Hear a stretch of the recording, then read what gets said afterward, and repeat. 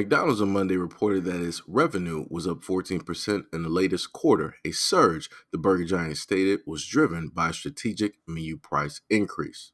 The Golden Arches brought in a total of 6.69 billion in revenue for the 3-month period ended September 30th, beating expectations of 6.58 billion, according to analysts.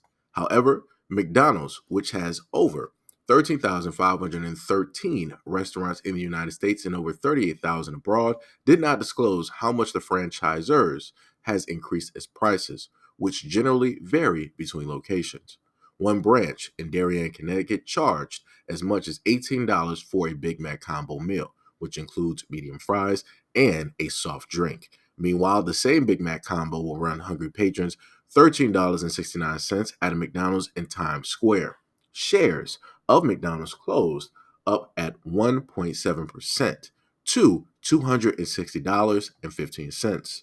Net income rose to 2.3 billion, up from 1.98 billion in the same period last year. The same store sales in the United States increased by 8.1%, again attributed to the price hikes. During an earnings call with investors, CFO Ian Borden confirmed that the company's United States price did increase in the third quarter. Though he didn't specify by how much, Borden stated that McDonald's expects to increase the cost of its menu items by just over 10% for the full year, the second consecutive annual 10% price hike. Meanwhile, many consumers have stated that fast food has already gotten so expensive it's no longer worth it. User asks, what is no longer worth it because of how expensive it has become? The top rated response, most fast food. One person stated that a value meal at McDonald's now costs just as much as a meal at a lot of sit-down restaurants like Applebee's. Another person stated, remember when McMuffins were $2 to $3? The McDonald's app in New York City, for example, where the $1, $2, or $3 menu doesn't actually have anything worth $1 or $2 or $3. Cheapest option is a small order of French fries, which will run you $2.49, even though customers can get an order of fries for free every Friday now through December 31st. Last month, the Chicago-based fast food giant announced that franchisees who open new outposts in 2024 will have to pay an increased royalty fee of 5%. The first time in nearly 3 decades that McDonald's increased its fee. For the past 30-something years, a franchisee only had to cough up 4% royalty fees, a percentage of gross sales, in addition to rent and other expenses, such as payments towards the company's mobile app. These higher rates, which McDonald's used to refer to as service fees, now calls them royalty fees, will only affect new franchisees, buyers of company-owned restaurants, and relocated restaurants. Existing franchisees who plan to maintain their current footprint or who buy a franchise from another operator, as well as those who rebuild existing locations or transfer their franchise to family members, will not be affected by the price hike. Despite recent supersized earnings, McDonald's laid off several hundred corporate employees in April in an effort to speed up innovation and decision making. It also cut pay and benefits for others in a move to consolidate its operations into one national structure that would oversee all of McDonald's 10 field offices. A lot of us need to be honest and state the real truth that a lot of fast food is not realistically good for us. Yes, we know that a lot of the fast food has a lot of additives, it has a lot of food coloring and a lot of GMO products, and we simply do it because at one point in time it was cost effective, right? The easiest way to cut a corner in order to get a meal instead of going out to the grocery store and buy healthy goods. It used to be cost effective to just go out there and get fast food because it was a cheaper option.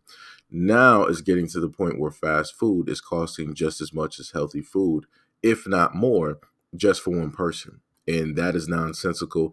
It doesn't make any type of sense. And no matter which way people try to sit up there and cut it and try to give a valid reason for the reason why this is going up, it's still not going to make sense because the pay for everybody is staying the exact same. In certain industries, of course, fast food, people have asked and begged, and they've also protested for years, for decades, to have an increase directly to the pay. And finally, the fast food giants, they decided to respond. And the fast food giant said in response, hey, if we're giving them a price increase, then everything is going to go right down to the consumer. Instead of, it going directly to the people who hired, right? The workers, right? They want to pass the buck.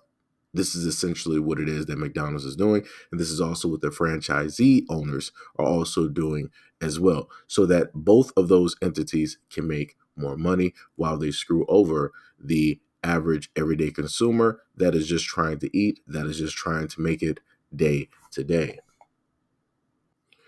All right, so the easy hard solution, which is to go out and buy groceries that will sustain you for about a good month, right?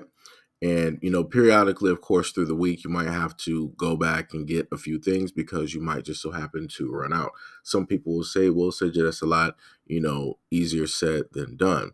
And to an extent, you are correct. But still, at the end of the day, if you don't want to deal with these price hikes, you're going to have to go an alternative route. If you don't want to deal with the food coloring, the dyes, and all the chemicals and all the mystery meat and everything like that, then you're going to realistically have to bite the bullet, and you're going to have to spend a little bit more just so that you have better peace of mind at the end of the day, so that you can keep, in a sense, more money in your pocket. Which would you rather do? Go out weekly and you're out at McDonald's getting food instead of cooking dinner, or would you be at home having the groceries, having the peace of mind, knowing the fact that you can cook food, some of which, depending on how you cook it, or if you have a crock pot or whatever it is, you can make some meals that can last you about a good 4 to 5 days out of a week. So you out of a month, out of 30 days in a month, you already got 4 days covered. So just multiply that and keep doing meals just like that, and you'll make it through a full-fledged month. And I promise you, you're going to have more money in your bank account than you've seen in quite a bit. And then multiply that 1 month of you continuously doing that, keeping on that exact same action. Think about doing that for a second month, a third month, and pretty soon you're at a year. And look at, if you can, at any given point in time, let's say tax season, go back and look at all of your expenditures.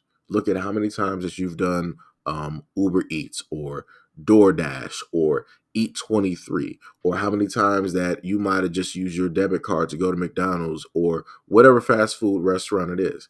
And then do the comparison of how much money that you lost there versus how much money you saved while consistently taking in the action of. And I promise you, I've done it myself, and it is a night and day type of situation when you're looking at the money. It is literally night and day. So it is beneficial. It's going to hurt up front. It's going to hurt when you first do it. Yes, it is. But in the long run, I would rather feel a little bit of pain in the beginning and be completely fine all the way through versus continuously stopping and going throughout, the week or the month having that type of pain. It makes no type of sense. Why suffer from chronic pain when you can basically have a fix for it in the beginning? It might not taste good, but longevity wise that it's going to last and it's going to work.